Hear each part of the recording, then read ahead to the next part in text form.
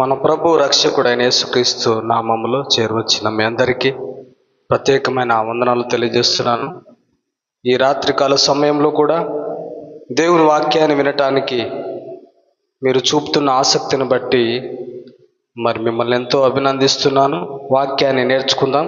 మనమంతా మరి యేసు జననం, క్రిస్మస్, అలాగే యేసుక్రీస్తు ప్రభు పుట్టుకకు సంబంధించిన హడావిడిలో, ఆనందములో, ఆ యొక్క వాతావరణంలో ఉన్నాము.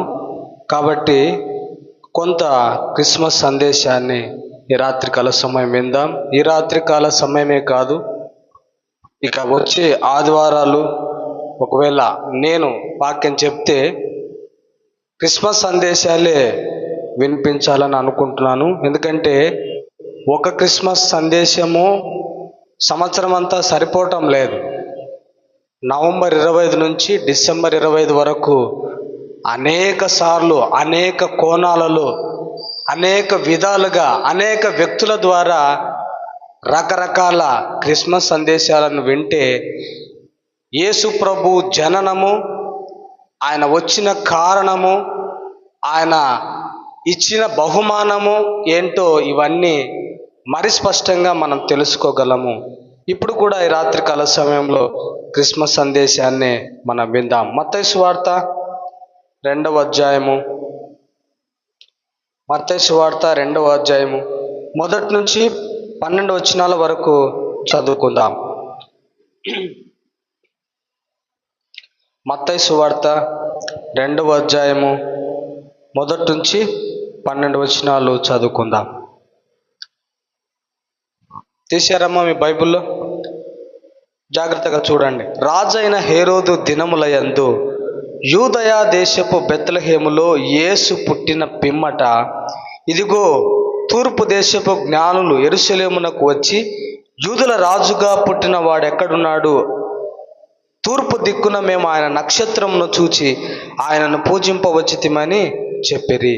హేరోదు రాజు ఈ సంగతి విన్నప్పుడు అతడును అతనితో కూడా ఉన్న యెరూషలేము వారందరూ కలవరపడిరి.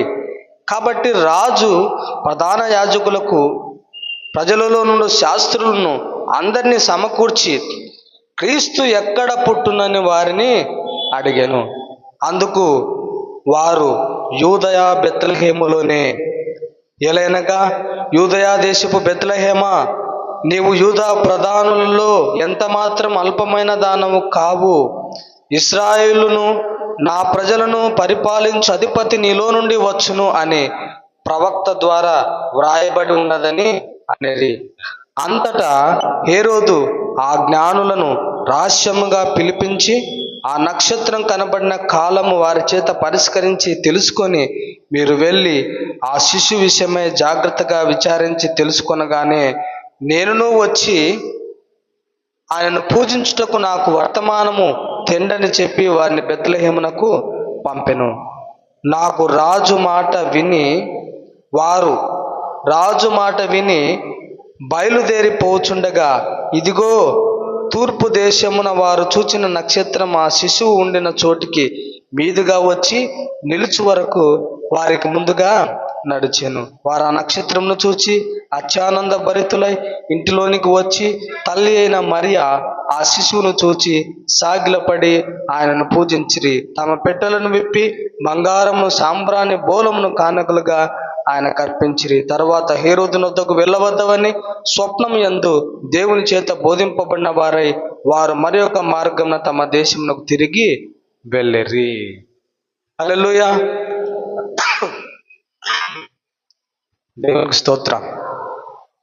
చదవబడిన ఈ లేఖన భాగంలో జ్ఞానులు ఎంతమంది అమ్మా? చదివినాం కదా ఇంతవరకు. జ్ఞానులు ఎంతమంది ఉన్నారు? ఇక్కడ చూడండి, ఎంతమంది ఉన్నారు? 3. ఎక్కడుంది 3 అని? అక్కడ జ్ఞానులని ఆ ఫోటోలలో మాత్రమే ఉంటుంది. మీరు మత్తయి సువార్తలో చదివినా ఉండదు, మార్కు సువార్తలో చదివినా ఉండదు, లూకా సువార్తలో చదివినా ఉండదు. జ్ఞానులు ఎంతమంది అన్న సంగతి ఉండనే ఉండదు. వచ్చారు ఎంతమందో తెలియదు. బైబుల్ చెప్పటం లేదు, మనం చెప్పకూడదు. మరి ముగ్గురు అనే ప్రస్తావన ఎట్లొచ్చింది అంటే బంగారు, సాంబ్రాణి, బోలం అని మూడు ఉన్నాయి కదా. ఈ మూడంటే ఒక్కొక్కరు ఒకటి అర్పించారేమో అనే కోణంలో ఆర్ట్ కళాకారులు ముగ్గురు జ్ఞానులను పట్టుకున్నారు. మళ్ళీ వాళ్ళ పక్కల ఒంటెలు కూడా వేసింటారు. అసలు ఒంటెల మీద వచ్చినట్టుగా ఎక్కడ ఉంది? ఎక్కడ? అది కూడా ఎందుకు వేశారంటే ఆ కాలములో ప్రయాణ సాధనములు గాడిదలు, గుర్రాలు, ఒంటెలు ఇలా మొదలైనవి. కాబట్టే వాళ్ళని ఒంటెల మీద వెళ్తున్నట్లుగా, ఒంటెలను పట్టుకొని వెళ్తున్నట్లుగా చిత్రీకరించడం జరిగింది. సరే, ఏదేమైనా 4 విషయాలు తెలుసుకుందాం జ్ఞానుల గురించి. మొదటి విషయం ఏంటంటే జ్ఞానులు ఆయనను కనుగొన్నారు. జ్ఞానులు ఆయనను కనుగొన్నారు. ఎవరిని కనుగొన్నారు?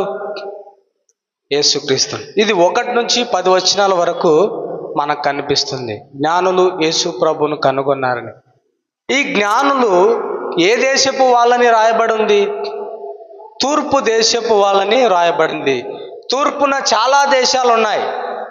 ఏ దేశమో స్పష్టంగా మనకు తెలియదు. చాలామంది యెరూషలేముకు తూర్పు తట్టు ప్రాంతము భారతదేశం కాబట్టి భారతదేశం నుండే జ్ఞానులు వెళ్ళారని కొంతమంది చెప్తారు. లేకపోతే కొంతమంది పారసీక, మాదియా ప్రాంతంలో ఉండే వాళ్ళని కొంతమంది చెప్తారు.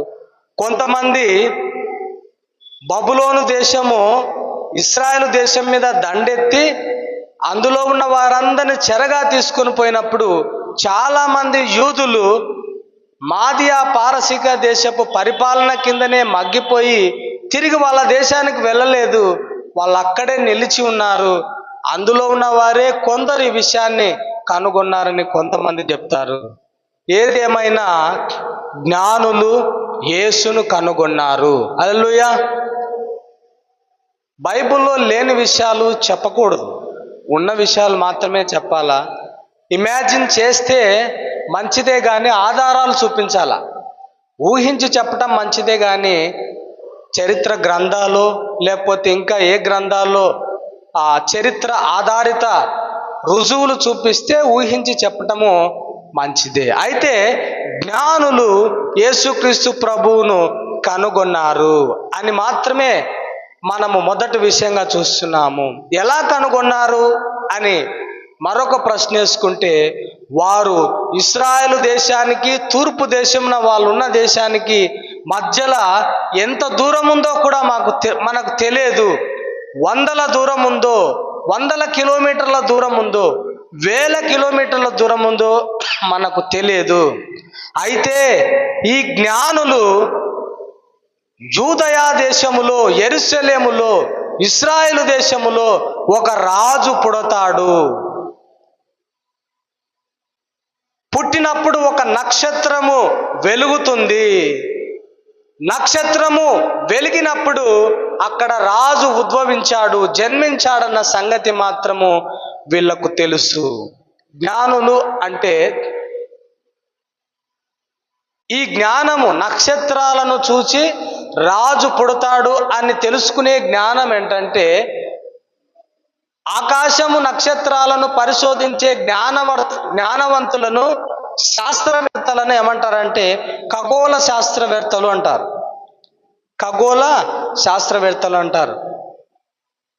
బహుశా మనము నక్షత్రాన్ని చూచి వీళ్ళు గుర్తించగలిగే పరిస్థితి ఉందంటే మనము ఊహించి చెప్పటానికి గల ఆధారం ఏంటంటే నక్షత్రాలు, సూర్యుడు, చంద్రుడు, ఇంకా ఉపగ్రహాలు, వాటి చలనము, వాటి మధ్యలో దూరము, అవి ఏ వృత్తములో సూర్యుని చుట్టూ తిరుగుతున్నాయి, తమకు తాము తిరుగుతున్నాయా, తమకు తాము తిరుగుతూ సూర్యుని చుట్టూ తిరుగుతున్నాయా, లేకపోతే భూమికి సూర్యునికి మధ్యలో ఎంత దూరం ఉంది, ఉంటే ఆ వెలుగు ఎంతసేపు ఎన్ని క్షణాలకు ఇక్కడ భూమి మీదకి వస్తుందని ఇలాంటి విషయాలన్నీ కనుగొనే వ్యక్తులు ఖగోళ శాస్త్రజ్ఞులుగా ఉండవచ్చు అనే ఒక ఆలోచన.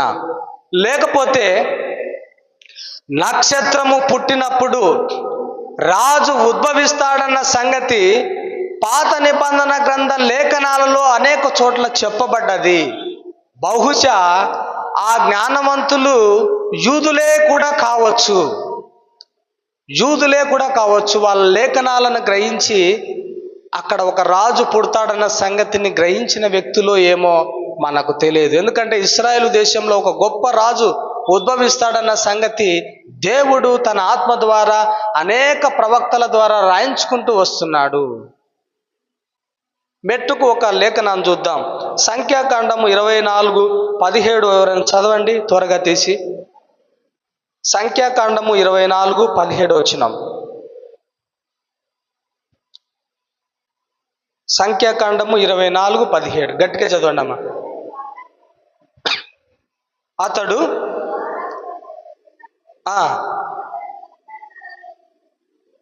సంఖ్యాకాండము 24:17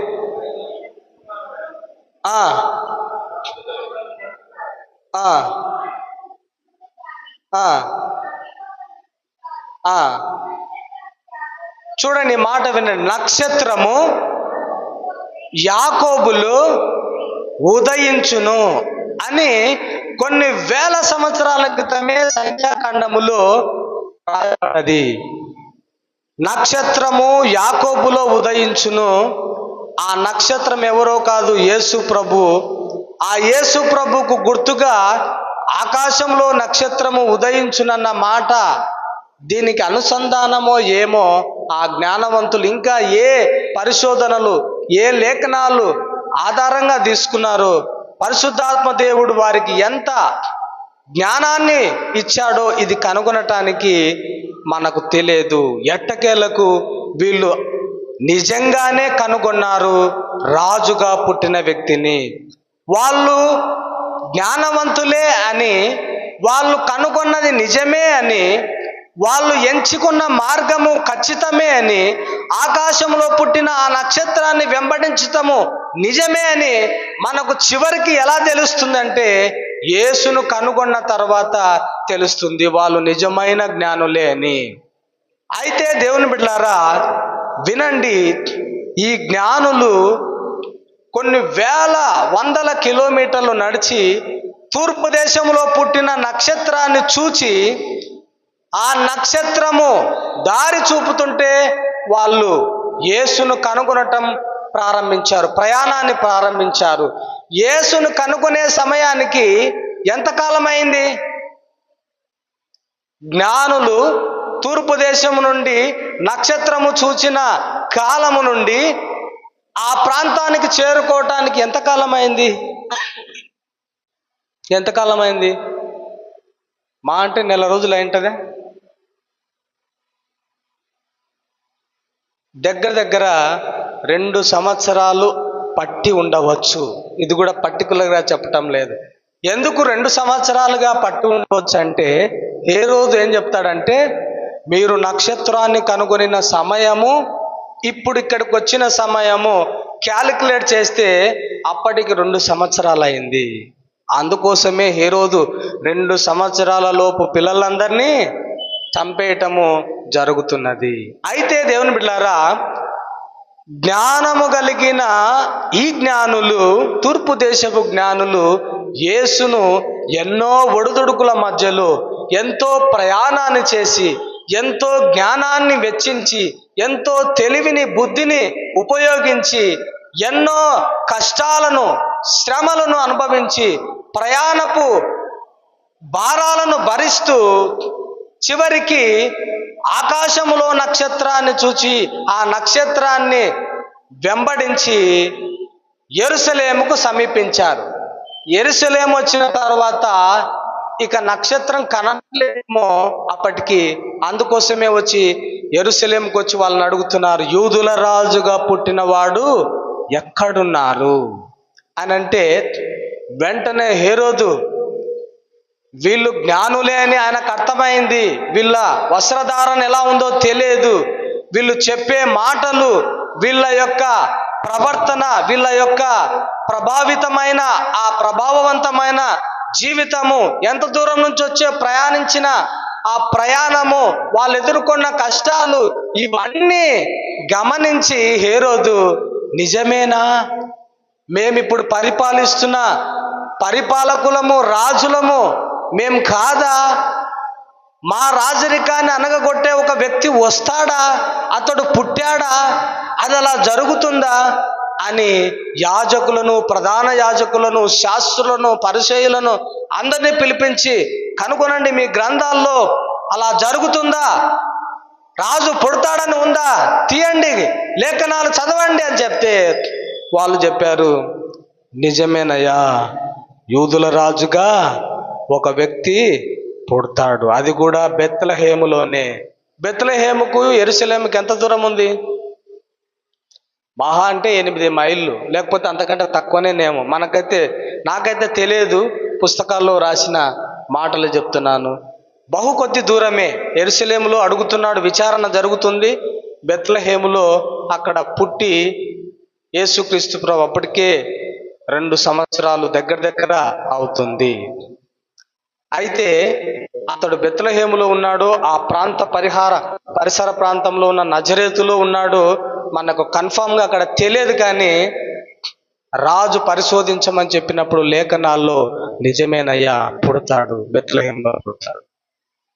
ఎట్టకేలకు ఇక కనుగొన్నారు. ఎక్కడ కనుగొన్నారు?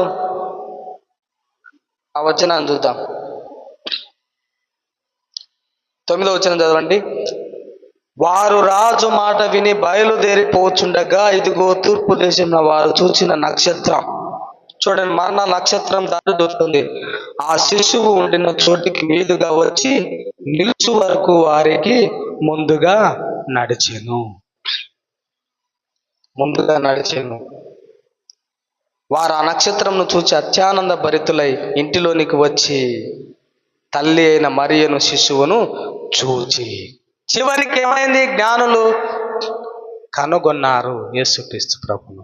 ఇప్పుడు నా ప్రశ్న ఏంటంటే, వాళ్ళు ఎన్ని తిప్పలు పడో, ఎన్ని కష్టాలు పడో లాస్ట్కి యేసు ప్రభువును కనుగొన్నారు. వారు తూర్పు దేశంలో చూసిన నక్షత్రానికి ఇక్కడ చూసిన నక్షత్రము దారి చూపి యేసును కనుగొనేటట్లుగా చేసింది.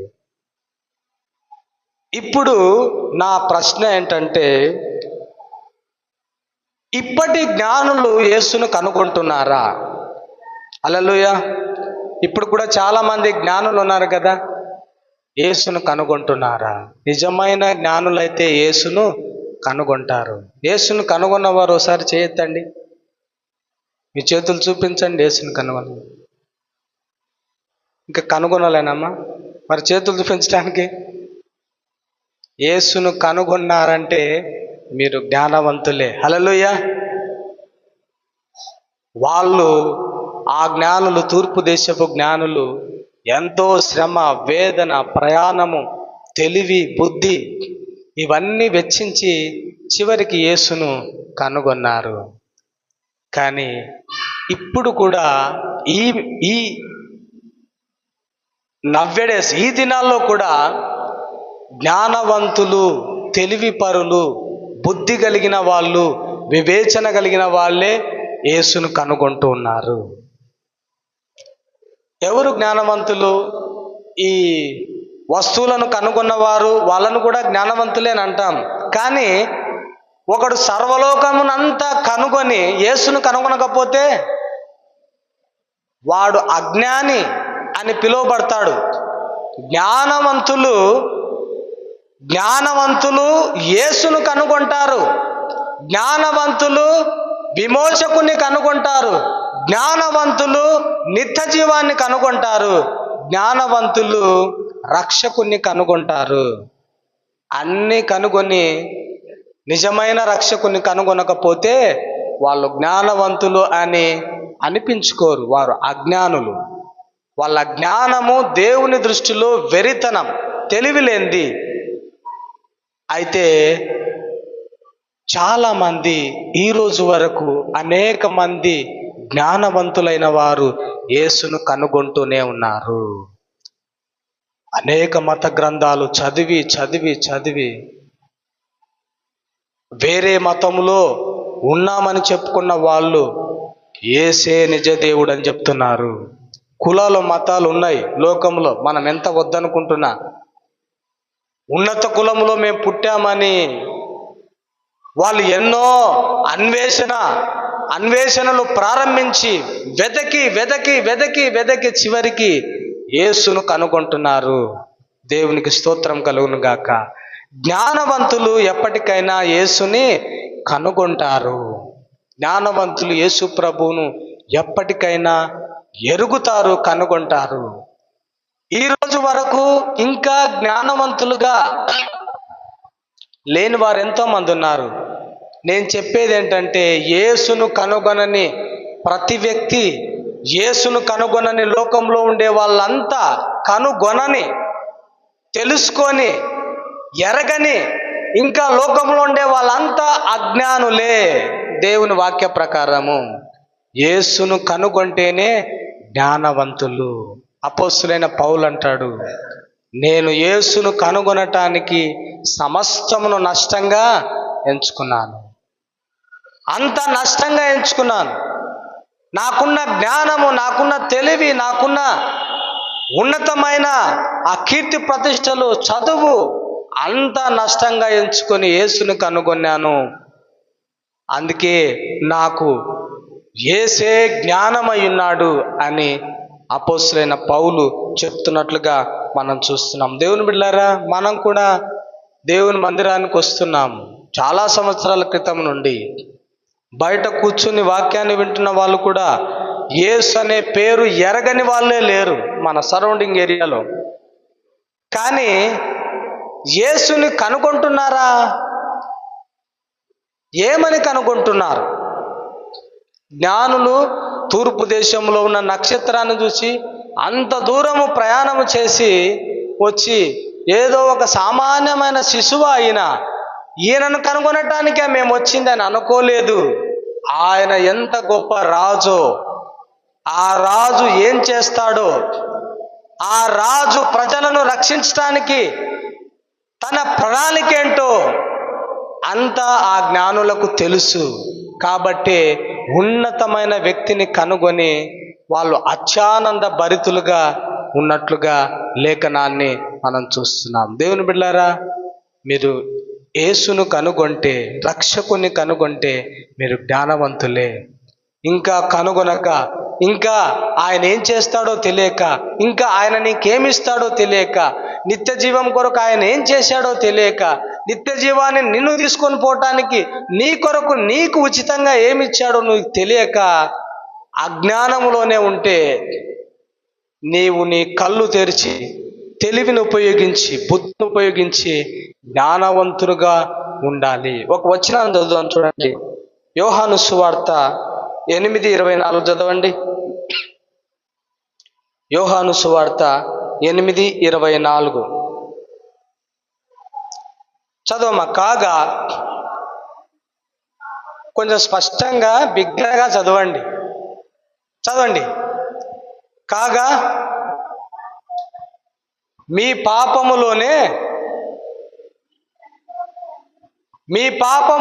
మీరు చనిపోవుదురని మీతో నేను చెప్పి తిని, నేను ఆయననని మీరు విశ్వసించిన ఎడల మీకు మీ పాపములో నుండి చనిపోవుదురని వారితో చెప్పాను. కొంచెం సార్ నువ్వు అర్థా సార్, అర్థం కాలేదు చదివినది కొంచెం. యోహాను సువార్త 8:24. నాకు జ్వరం వచ్చి చెవులగలబడింది, మీరు చెప్పేది అర్థమైతలేదు. కొంచెం గట్టిగా చదివితే, యోహాను సువార్త 8:24. కాగా మీ పాపములలోనే ఉండి అట్లనే చచ్చిపోతే అని మీతో చెప్తిని, నేను ఆయననే అని మీరు విశ్వసించిన ఎడలా మీరు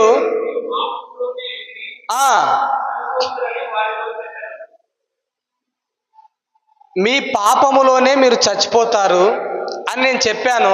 కానీ నేను ఆయనను అని మీరు విశ్వసిస్తే మీరు చావరు అని అర్థం. నేను ఆయనను అని విశ్వసించాలంటే ఆయన ఎవరో మనకు తెలవాలి. ఆయన రక్షకుడని తెలవాలి, ఆయన నిత్య జీవ ప్రదాత అని తెలియాలి, ఆయన నీతినిచ్చే దేవుడని తెలియాలి, ఆయన పాపములకు పరిహారం చేసే దేవుడని తెలియాలి, ఆయన రాజు అని తెలియాలి. అది చెప్పటానికి యోహాను భక్తుడు చెప్తున్నాడు. అయితే మనము కనుగొంటున్నామా? యేసు యొద్దకు వెళుతున్నామా? యేసును ఎరుగుతున్నామా? యేసు ఎవరో గ్రహిస్తున్నామా? ఆ జ్ఞానము మనకుందా అనేదే ఇంపార్టెంట్. కాబట్టి ఆ తూర్పు దేశపు జ్ఞానులు యేసును కనుగొన్నారు. మరి ఈనాటి జ్ఞానులు కనుగొంటున్నారా? ఈనాటి తెలివిన్న వాళ్ళు యేసును కనుగొంటున్నారా? ఈనాటి జ్ఞానవంతులు కనుగొంటున్నారా? మాకు తెలివి చాలా ఎక్కువగా ఉందనుకున్న వాళ్ళు కనుగొంటున్నారా? సంవత్సరాల తరబడి మందిరానికి వస్తున్న వారు యేసు ఎవరో తెలుసుకుంటున్నారా? యేసు నీతి ఎంత ఉన్నతమో తెలుసుకుంటున్నారా? అవి తెలుసుకోకపోతే మీరు శుద్ధ అజ్ఞానులే. ఎన్ని సంవత్సరాలు వచ్చినా పాటలు పాడిన అజ్ఞానులే, కానుకలు ఇచ్చిన అజ్ఞానులే, మందిరానికి వచ్చిన అజ్ఞానులే, దేవుని పని మొత్తం అంతా ఎంత చేసినా కూడా మీ అంత శుద్ధ అజ్ఞానులు ఇంకెవరు లేరు. యేసు మీకేమిస్తాడో తెలుసుకుంటేనే, యేసు నీతి మీకు ఎంత అవసరమో తెలుసుకుంటేనే మీరు జ్ఞానులు. ఆ తూర్పు దేశపు జ్ఞానుల వలె మీరు కూడా జ్ఞానవంతులవుతారు.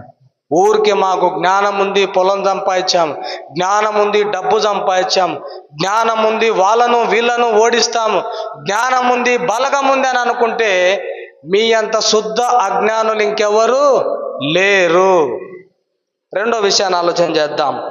జ్ఞానులు ఏం చేశారు? జ్ఞానులు ఆయనను ఆరాధించారు. 11వ వచనం చదవండి ఒకసారి. మత్తయి సువార్త 2:11.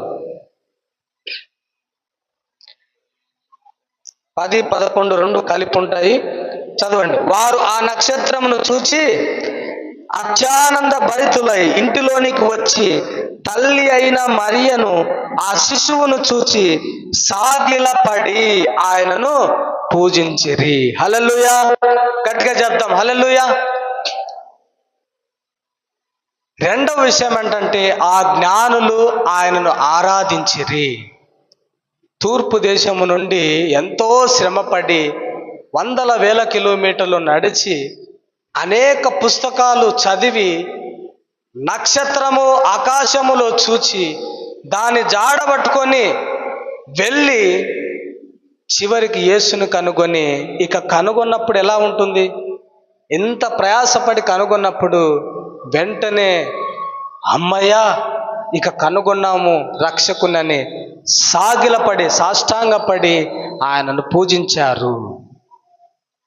పూజించిన వారు తెలివిలేని వాళ్ళు కాదు, చాలా జ్ఞానవంతులు. ఈ జ్ఞానవంతులు వాళ్ళకున్న అహాన్ని, గర్వాన్ని విడిచిపెట్టారు. ఈ జ్ఞానవంతులు మాకున్న జ్ఞానము ఆ శిశువుగా పుట్టిన ఆ రాజు జ్ఞానంతో పోల్చుకుంటే మా జ్ఞానం ఎక్కడా అని వాళ్ళకు తెలుసు. కాబట్టి ఆ జ్ఞానవంతుడైన యేసు ఎదుట సాగిలపడి నమస్కరించి దేవునిని ఆరాధిస్తున్నారు. వారు దేవునిగా ఎరుగుదురు, రాజుగా ఎరుగుదురు, ఆ రాజుకు నీతి ఉందని ఎరుగుదురు, ఆ నీతి ఇస్తాడని ఎరుగుదురు, ఆ నీతికి రాజైన విమోచకుడు ఏం చేస్తాడో అన్నీ ఈ జ్ఞానులు ఎరుగుదురు. కాబట్టి ఆ పసిగుడ్డుగా పుట్టిన ఆ శిశువును చూచి మరియమ్మ ఆ తల్లిదండ్రుల దగ్గర ఉన్న ఆ శిశువును చూచి సాష్టాంగపడి ఆయనను పూజించినట్లుగా మనం చూస్తున్నాము. వీళ్ళు ఇక్కడ పశువుల తొట్టిలో లేరు. జ్ఞానవంతులు, జ్ఞానులు, మరియమ్మ పశువులు తొట్టి ఆ పెండ గిండ అందేస్తుంటారు దాంట్లో ఫోటోలులా. అక్కడేం రాయబడలే 2 సంవత్సరాల పిల్లోడు. అప్పటికి వాళ్ళు నజరేతులో ఉన్నారో బెత్లెహేములో ఉన్నారో ఇంకా తెలియదు. అయితే ఆ శాస్త్రులు పరిచయులు బెత్లెహేములో పుడతాడని మాత్రమే చెప్పాడు. పుట్టిన తర్వాత తిరిగి మరల వాళ్ళు నజరేతుకు వెళ్ళారో ఏమో తెలియదు. ఎందుకంటే నజరేతులో ఆయన పెరిగానని వ్రాయబడి ఉంది. అయితే వాళ్ళు అక్కడికి వెళ్ళటము జరిగింది. మనోళ్ళు ఫోటోలలో ఆ పశువుల పక్క పాకలోనే పూజిస్తున్నట్లుగా వేస్తుంటారు. ఇవన్నీ మీకు ఎందుకు చెప్తున్నానంటే ఇది వాక్య జ్ఞానాన్ని పెంచుకోవటానికి మీకు చెప్పటం జరుగుతుంది. ఈ జ్ఞానులు యేసును చూచి సాగిలపడ్డారు. యేసును ఆరాధించటానికి సాగిలపడ్డారు. సాగిలపడిన వారు సామాన్యమైన వ్యక్తులు కాదు, అధిక మేధావులు, గొప్ప జ్ఞానవంతులు, దేవుడిచ్చిన జ్ఞానముతో ఎన్నో కనుగొన్న వ్యక్తులు. నక్షత్రాన్ని చూచి పలానా చోట రాజుగా పుడతాడన్న సంగతిని గ్రహించేంత గొప్ప జ్ఞానవంతులు సాగిలపడుతున్నారంటే అర్థము ఆ శిశువు ఎంత ప్రాముఖ్యత చెందిన వ్యక్తో వీళ్ళకు తెలుసు. కాబట్టి దేవుని బిడ్డలారా గ్రహించండి, జ్ఞానవంతులు యేసును కనుగొనటం మాత్రమే కాదు, యేసుకు సాగిలపడి నమస్కారము చేస్తారు, యేసును పూజిస్తారు, యేసును ఆరాధిస్తారు, యేసును గొప్ప చేస్తారు. యేసే మా సర్వమని పాడతారు. ఒట్టి పాటలు పెదవులతో పాడరు జ్ఞానవంతులు. మీరు పెదవులతో స్తుతిస్తారు కానీ మీ హృదయము నాకు బహుదూరంగా ఉంది అని అంటుంది వాక్యము.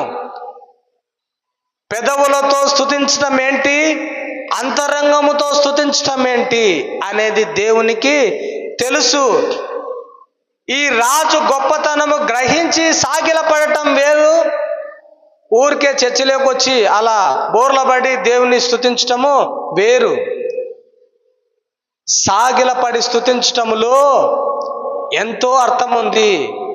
నా అహం నీ యొద్ద వదులుతున్నాను దేవా, నేను ఎందుకు పనికిరాని వాడను దేవా, నీ సన్నిధిలో నేను అహాన్ని, గర్వాన్ని, నా స్వయంకృత అపరాధాన్ని వదిలేస్తున్నానని దేవునికి సాష్టాంగపడటం. అది అంత జ్ఞానవంతులు సాగిలపడి దేవుణ్ణి స్తుతిస్తున్నారు. ఆ చిన్న శిశువుగా పుట్టిన దైవ మానవుడైన యేసును స్తుతిస్తున్నారు, ఆరాధిస్తున్నారన్న సంగతిని గ్రహించాలా. మనము ప్రార్థన చేసుకుందాం, కొంచెం మోకాళ్ళ మీద ఉండమ్మా అంటే కొంతమంది ఆమెనన్న తప్పటికి కానీ మోకాళ్ళ మీదకి వంగరు. అంటే మోకాళ్ళ నొప్పులు ఉంటాయనుకోండి చాలామందికి. నేను చెప్తున్నది నొప్పులు, మోకాళ్ళ నొప్పులు లేని వాళ్ళ గురించి. మోకరిద్దామన్నా మోకరించరు, చేతులెత్తి దేవుని స్తుతిద్దామన్నా చేతులు ఇరగొట్టిన వాళ్ళకట సొట్టగా పెడుతుంటారు. దేవుని స్తుతించడానికి మన అవయవాలను నీతికి సాధనాలుగా అప్పజెప్పాలా. హల్లెలూయా అనమంటే హల్లెలూయా అన్నారు, ప్రశ్నేస్తే జవాబు చెప్పరు. దేవునిని ఆరాధించటము మన భావోద్రేకాలతో స్తుతించాలి, ఎమోషన్స్తో దేవుని స్తుతించాలా. చేతులెత్తుట సాయంకాలపు నైవేద్యం వలె ఉంటుందని వాక్యం చెప్తుంది. చేతులెత్తటం అంత సులభమైన విషయం కాదు. మోసే చేతులెత్తినప్పుడు ఇశ్రాయేలుకు యుద్ధం గెలుపు జరిగింది, చేతులు దించినప్పుడు ఓడిపోవటం జరిగింది. చేతులు ఎత్తటం యుద్ధానికి విజయం జరిగింది, యుద్ధంలో విజయం జరిగింది. చేతులు దించటములో ఓటమి జరిగింది. అప్పుడు అర్థం చేసుకున్నారు, దేవుని ఎదుట చేతులు ఎత్తితే యుద్ధంలో మాకు విజయం వస్తుందని. కాబట్టి దేవుణ్ణి ఆరాధించటము సామాన్యమైన విషయం కాదు. దేవుని శక్తి, దేవుని యొక్క గొప్పతనము, దేవుని యొక్క విజయాన్ని చూస్తాము. సాగిలపడటం మనము నేర్చుకోవాలి. సాగిలపడేవారు జ్ఞానవంతులను గుర్తించుకోండి. సాగిలపడకుండా ఆరాధించకుండా ఉంటే ఇంకా మనకు జ్ఞానము లేదు, జ్ఞానం ఇంకా పరిపక్వత కాలే అని అర్థం. మూడో విషయాన్ని ఆలోచన చేద్దాం. జ్ఞానులు అర్పణలు అర్పించారు. హల్లెలూయా. జ్ఞానులు అర్పణలు అర్పించారు. 11వ వచనమే చదవండి, మత్తయి సువార్త 2:10-11. ఆయనను పూజించి తమ పెట్టెలు విప్పి బంగారమును, సాంబ్రాణిని, బోలములను కానుకలుగా ఆయనకు అర్పించింది. హల్లెలూయా. గట్టిగా చెప్దాం హల్లెలూయా. జ్ఞానవంతులు గట్టిగా చెప్దాం హల్లెలూయా. ఆయనను అర్పణలు అర్పించిరి. ప్రపంచంలో మీరు గమనించండి, విలువైన సామాగ్రి ఏంటి? ప్రపంచంలో విలువైన, జనరల్గా విలువైన వస్తువు ఏంటి మనకు తెలిసినంత వరకు? వజ్రం కదా, వజ్రాలు. అదే అత్యంతమైన విలువైనది. దాని తర్వాత బంగారం. కానీ ఇక్కడ వజ్రం గురించి వ్రాయబడలేదు, కానీ బంగారం కూడా విలువైనదే. ఇప్పుడు విలువైన శ్రేష్టమైన వస్తువులు తీసుకొని వస్తున్నారు. బంగారు, సాంబ్రాణి, బోలము. ఇవన్నీ చాలా రేటు విలువైనవి. మన బుడలితనాలకు బాదం పప్పుకు ఉన్న తేడా ఇది. కిలో 800 అయితే బుడలితనాలు 100 రూపాయలు. అలాగ విలువైన వస్తువులతో, సాంబ్రాణి, బోలము, బంగారు, శ్రేష్టమైన వస్తువులతో తమ పెట్టెలు విప్పి పెట్టెలు విప్పి అన్నప్పుడు కూడా మీరు మళ్ళా 3 పెట్టెలే అనుకోకూడదు. ఒక పెట్టెలో సాంబ్రాణి, ఒక పెట్టెలో బోలం, ఒక పెట్టెలో బంగారాన్ని అనుకోకూడదు. పెట్టెలు విప్పి అని అనగానే అవి ఎంత పెద్ద పెట్టెలో మీరు అర్థం చేసుకోవాలా. మీరు ముగ్గురినే చూసి, 3 వంటలనే చూసి, 3 పెట్టెలనే చూసినారనుకో, యేసుకు యాదో ఇంతింత బంగారం తెచ్చినారని మీరు అనుకుంటారు. ఇంతింత తేలే. వాళ్ళ పెట్టెలు జ్ఞానవంతులు ఎంతమంది వచ్చారో తెలియదు. 3 వస్తే ఏ రోజు రాజుకు అంత కలవరం ఉండదు. ఇది గమనించాలి. 3 జ్ఞానులు వస్తే అంత పెద్ద ఇశ్రాయేలు దేశాన్ని పరిపాలిస్తున్న రోమా ప్రభుత్వం గడగడ వణికిపోదు. ఎంతమంది వచ్చారో తెలియదు జ్ఞానులు. మొత్తం ప్రధాన యాజకులను, శాస్త్రులను అందరినీ గడగడలాడించి త్వరగా తిప్పేయండి, పుడతాడా నిజంగా రాజు, ఎక్కడున్నాడు అని అంటున్నారంటేనే 3 వ్యక్తులకు భయపడినట్టు కాదు. ఎంతమంది వచ్చారో జ్ఞానులు, ఎన్ని పెట్టెలు విప్పారు లేదు. అందుకే మన ఇమాజినేషను ఫోటోల వైపు పోకూడదు, వాక్యం వైపే వెళ్ళాలి. ఫోటోల్లో చూసి మోసపోకూడదు. ఎన్ని పెట్టెలు విప్పారో తెలియదు, ఎంత బంగారాన్ని అర్పించారో తెలియదు, ఎంత సాంబ్రాన్ని అర్పించారు. ఆ అమ్మాయికి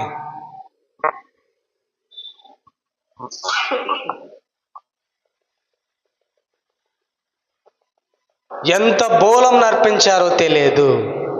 జ్ఞానులు కానుకలను అర్పించిరి. దేవుని బిడ్డలారా, జ్ఞానవంతులు దేవుని కొరకు అర్పిస్తారు. జ్ఞానవంతులవేనా మనం? కానుకలను అర్పిస్తున్నామా? ఉదయం చాలా మంది కానుకలను అర్పించారు. దేవునికి స్తోత్రం, హల్లెలూయా. మీరిచ్చే విలువైన కానుకలు ఇక్కడ నిలుచున్న వారి కొరకు కాదు, అది గమనించాలి.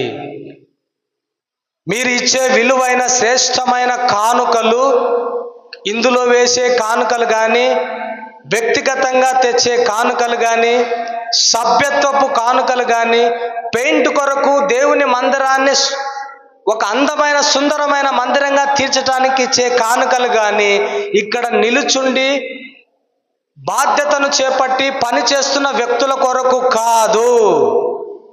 ఆ జ్ఞానులు ఆ పసిబాలుడైన యేసు ప్రభువుకు అందించిన రీతిగానే విలువైన ఎన్నో పెట్టెలు, విలువైన ఎంతో సాంబ్రాణి, ఎంతో బోలము, ఎంతో వెలగలిగిన బంగారు అర్పించినట్లుగానే జ్ఞానవంతులమైన మనము కూడా అర్పిస్తాము. ఉదయం చాలా మంది జ్ఞానవంతులు లేచారు. దేవునికి స్తోత్రం, హల్లెలూయా.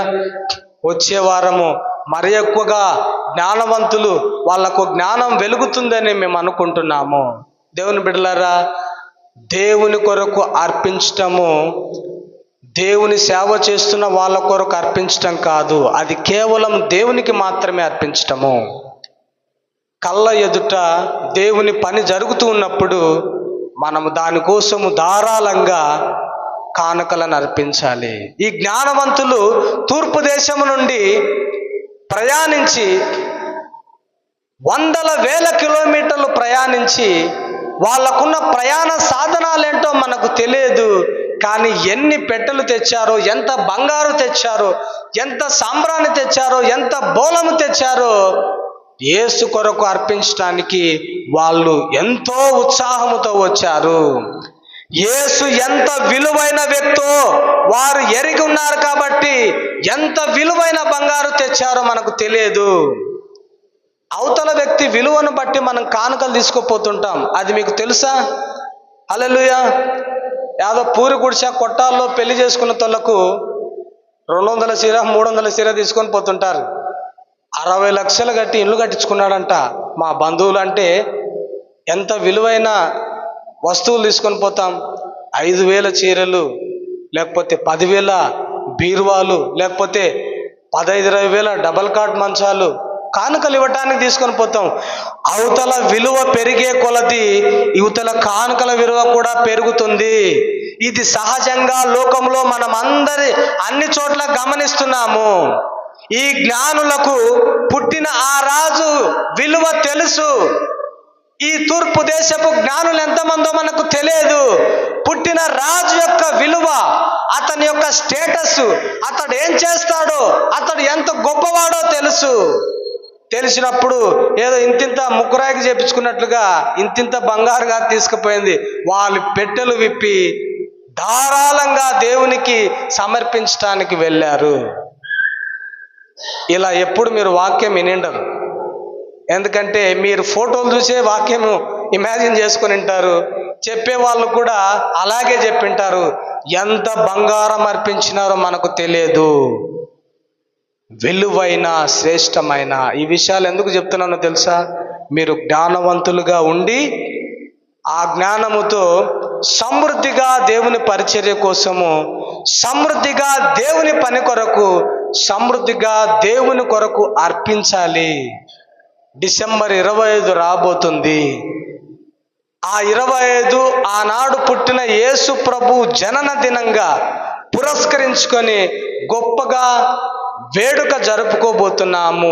ఆ వేడుకలో ఆయన పుట్టినది ఎందుకు, మనకేం జరిగింది, ఆయన పుట్టడం వలన మనకొచ్చిన ప్రయోజనాలు ఏంటి అనేది ఇంకా దైవ సేవకుల ద్వారా మనం వినబోతున్నాము. కాబట్టి దేవుని బిడ్డలారా, ఆనాటి జ్ఞానులు అర్పించినట్టుగానే ఈనాడు మనకు జ్ఞానం ఉందని అనుకుంటే, తెలివి ఉందని అనుకుంటే, బుద్ధి ఉందని అనుకుంటే, మాకు కూడా జ్ఞానం ఉందని అనుకుంటే దేవునికి ధారాళంగా సమృద్ధిగా దేవుని కోసము, దేవుని పని కొరకు, దేవుని సంఘానికి, స్థానిక సంఘానికి, స్థానికంగా ఉంటున్న మన సంఘానికి జ్ఞానవంతులమైన మనము కానుకలను అర్పించాలని ప్రభు నామములో ఆ జ్ఞానులను చూచి నేర్చుకోవాలని తెలియజేస్తున్నాను.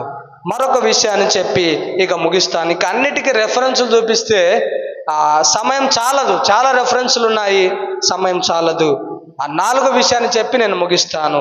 చివరిగా ఈ జ్ఞానులు మరొక మార్గాన్ని కనుగొన్నారు. హల్లెలూయా. జ్ఞానులు మరొక మార్గాన్ని కనుగొన్నారు. 12వ వచనం చదవండి. మత్తయి సువార్త 2:12. తరువాత హేరోదు నొద్దకు వెళ్ళవద్దని స్వప్నమందు దేవుని చేత బోధింపబడిన వారై వారు మరి ఒక మార్గమున తమ దేశమునకు తిరిగి వెళ్ళిరి. హల్లెలూయా. గట్టిగా చెప్దాం, హల్లెలూయా. ఈ జ్ఞానులు స్వప్నమందు బోధింపబడిన వారై, అంతే ఉందా? దేవుని చేత, స్వప్నమందు దేవుని చేత బోధింపబడిన వారై మరొక మార్గమున వెళ్ళారు. ఎందుకు మరొక మార్గాన వెళ్ళారు అని అంటే, హేరోదు మీరు కనుగొని యేసును వచ్చి మళ్ళా నాకు చెప్పండి, నేను కూడా వెళ్ళి యేసును ఆరాధిస్తాననే దొంగ మాటలు చెప్పాడు హేరోదు. ఎందుకో తెలుసా? ఆ రాజును కనుగొని చంపేద్దామని. వీళ్ళు వేరొక మార్గాన వెళ్ళిపోయేసరికి ఇక కనుగొనలేక మొత్తం 2 సంవత్సరాల లోపు పిల్లలందరినీ చంపేస్తాడు. ఒక రాజు, శిశువైన రాజును కనుగొనటానికి అతనికి జ్ఞానం లేక అజ్ఞానముతో అనేక మంది పిల్లలను, కసిగందులను చంపేసినాడు. రామాలో అంగలార్పు వినబడనని అనేక మంది పిల్లల్ని చంపుతుంటే ఆ పిల్లల్ని కన్న తల్లులు ఎంత బాధ అనుభవించుంటారు. కొంతమంది ఇలా అనుకుంటారు, అయ్యో ఎవరి యేసు, ఎవరి రక్షకుడు, ఎవరి రాజు, ఆయన పుట్టడం ఏంటి, మా పిల్లలు చచ్చిపోవటం ఏంటి, ఆయనను కనుగొనలేకపోవటం ఏంటి, ఆయనను కనుగొనని అజ్ఞానులారా, ఆయనను కనుగొనలేని బుద్ధి లేని వాళ్ళారా, ఆయనను కనుగొనలేని తెలివి లేని వాళ్ళారా, మీరు కనుగొనలేక మా పిల్లల్ని చంపుతున్నారే, అయ్యో అయ్యో అయ్యో అని ఎంతో మంది తల్లులు కడుపు చింపుకొని ఏడుస్తూ రోదన వేదన జరిగింటది. అయినా కనికరించలా హేరోదు వారి ప్రభుత్వము. దేవుని బిడ్డలారా, హేరోదు వాళ్ళందరినీ చంపేయటం జరిగింది. అయితే దేవుని చేత ఈ జ్ఞానులు బోధింపబడిన వారై మరొక మార్గములో వెళ్ళటం జరిగింది. జ్ఞానవంతులు కొత్త మార్గాన్ని, కొత్త నడిపింపును, కొత్త ఆలోచనను, కొత్త ఆజ్ఞలను, కొత్త తెలివిని, కొత్త స్వరాన్ని వినగలరు. చూడండి, దేవుని స్వరాన్ని విని కనుగొనటం ప్రారంభించారు. దేవుని స్వరాన్ని విని మరలా వాళ్ళ దేశానికి వెళ్తున్నారు. స్వప్నమందు దేవుని చేత బోధింపబడి కొత్త మార్గమున వారు క్షేమంగా వారి దేశానికి వెళ్ళారు. ఒకవేళ రాజు యొద్దకు ఈ జ్ఞానులు వచ్చింటే ముందర ఆ యేసును కనుగొనే చోటికి తీసుకుపోయి యేసును చంపేవాళ్ళు, జ్ఞానులను కూడా చంపేవారు. మొదటి నుంచి సాతానుడు యేసు ప్రభుని చంపితే పని అయిపోతుంది, యేసు ప్రభుని చంపితే పని అయిపోతుంది అనే ప్రయత్నం చేస్తూనే ఉన్నాడు. శిశువుగా ఉన్నప్పుడే చంపేయాలనుకున్నాడు, అప్పుడు కూడా కుదరలే. యవనస్తుడిగా ఉన్నప్పుడు అందరూ తీసుకుపోయి ఒక పెద్ద పర్వతం నుంచి తోయటానికి ప్రయత్నిస్తారు యేసు ప్రభుని, అప్పుడు కూడా సాధ్యం కాలే. ఆయన వచ్చిన పని చావటమే, కానీ కసిగందుగా ఉన్నప్పుడు చావటం కాదు, యవనస్తుడిగా ఉన్నప్పుడు చావటం కాదు, తండ్రి చనిపోమన్నప్పుడు మాత్రమే చచ్చిపోవాలా. సర్వలోకం కొరకు చావటానికి బలియాగం కమ్మన్నప్పుడే చావాలా. కానీ సాతానుడు చంపితే పని అయిపోతుంది అనుకుంటున్నాడు. లాస్ట్కు ఎట్టకేళ్లకు తండ్రి చావమన్నాడు యేసు ప్రభువును, చచ్చిపోయాడు. ఇక సాతానుడు సంతోషపడుతున్నాడు, ఇక చంపాను యూదుల రాజును చంపేశాను అనుకుంటున్నాడు. కానీ ఆ చావే వానికి మరణమని తెలియదు, ఆ చావే ప్రజలందరికీ రక్షణ అని తెలియదు. యేసు ప్రభు చావే ప్రజలకు నిత్య జీవం అని తెలిసేసరికి అయ్యో వీళ్ళందరినీ నరకం తీసుకుపోదామని అనుకుంటుంటే ఆ చావే వీళ్లకు నిత్య జీవం అయిపోయేనే అని వాడు బాధపడుతూ ఇప్పుడు అనేక మంది నరకాన్ని తీసుకుని పోవటానికి ప్రయత్నం చేస్తున్నాడు. జ్ఞానవంతులు దేవుని చేత బోధింపబడతారు, కొత్త మార్గంలో వెళ్తారు. ఇక్కడ కూర్చున్న జ్ఞానవంతులమైన మనము దేవుని వాక్యము చేత బోధింపబడుతున్నామా? దేవుని చేత బోధింపబడుతున్నామా? పరిశుద్ధాత్మ చేత బోధింపబడుతున్నామా? వాక్యము చేత బోధింపబడుతున్నామా? బోధింపబడితే నీకు కొత్త మార్గము తెరవబడుతుంది, కొత్త ఆలోచనలు వస్తాయి. దేవుడు చెప్పిన మార్గము నీకు క్షేమకరము, దేవుడు చెప్పిన మార్గము నీకు ఆశీర్వాదకరము, దేవుడు చెప్పిన మార్గము నీకు సంతోషకరము, దేవుడు చెప్పిన మార్గము నీ జీవితానికి ఎంతో ఆనందభరితము. ఎందుకంటే ఈ జ్ఞానులు దేవుని చేత బోధింపబడి క్షేమంగా వారి దేశమునకు వెళ్ళిరి అని వ్రాయబడి ఉన్నది. అదే దేవుడు, అదే వాక్యము, అదే పరిశుద్ధాత్మ దేవుడు, అదే ఆలోచన, అదే దేవదూతలు, అదే వాక్యము, అదే సేవకులు, అదే ప్రవక్తలు మనకు మార్గాన్ని ఉపదేశిస్తున్నప్పుడు ఆ మార్గాన్ని అనుసరిస్తే మనకు క్షేమకరము, మనము నిత్య జీవానికి పాత్రులము, మనము రక్షింపబడే వారము, మనము ఆనందభరితులము, మనం విమోచింపబడిన ప్రజలము, మన కుటుంబము క్షేమంగా ఉంటుంది, మనము నరకాన్ని తప్పించుకోగలము. దేవుని చేత బోధింపబడిన వారైతే ఆ మార్గాన్ని ఎరిగిన వ్యక్తులమై ఉంటాము. జ్ఞానులు కొత్త మార్గంన వారింటికి వెళ్ళారు, దేవుడు మనకు బోధించట ద్వారా మనము జ్ఞానవంతులమైతే ఆ మార్గము నీతి మార్గం అని కనుగొంటాము. దేవుని చేత బోధింపబడే ఆ మార్గము నా జీవితానికి నీతి మార్గము. ఆ నీతి మార్గము నన్ను పరలోకం తీసుకెళ్తుంది. ఆ నీతి మార్గమే నాకు నిత్య జీవాన్ని ప్రసాదిస్తుంది. ఆ నీతి మార్గమే యేసు ఇచ్చే ఉచితమైన నీతి. ఆ నీతి మార్గమే ఈ సంఘములో చెప్పబడుతున్న అద్భుతమైన శ్రేష్టమైన సువార్త అని గ్రహిస్తావు. నీకు జ్ఞానం ఉంటే, మనకు జ్ఞానం ఉంటే, తెలివి ఉంటే, బుద్ధి ఉంటే, బుద్ధి లేని వ్యక్తులముగా జ్ఞానం లేని వ్యక్తులముగా ఉంటే హేరోదు రాజు చేతిలో ఆ జ్ఞానులు అజ్ఞానులుగా ఉండింటే, తూర్పు దేశపు జ్ఞానులు అజ్ఞానులుగా ఉండింటే హేరోదు చేతిలో చచ్చిపోయే వాళ్ళు, నరకానికి వెళ్ళేవాళ్ళు. కనుగొనక ఒకవేళ వాళ్ళు యేసును కనుగొన్న వ్యక్తి, దేవుని ఆత్మచేత నడిపించబడిన వ్యక్తులు కాబట్టి హేరోదుకు ఆ అవకాశాన్ని వాళ్ళు ఇవ్వలేదు. అయితే దేవుని బిడ్డలారా, మనము నేర్పబడుతున్న దేవుని బోధ, దేవుని వాక్యము చేత మన కుటుంబాన్ని, వ్యక్తిగత జీవితాన్ని, పరలోకానికి మార్గాన్ని కనుగొని జ్ఞానవంతులుగా ఉండాలని ప్రభు నామంలో తెలియజేస్తున్నాను. దేవుడి మాటలు దీవించి ఆశీర్వదించును గాక. అందరూ తలలు ఉంచి కళ్ళు మూసుకునండి, ప్రార్థన చేసుకుందాం. మన మధ్యలో ఉన్న పాస్టర్ గారు వచ్చి ప్రార్థనలు నడిపిస్తారు.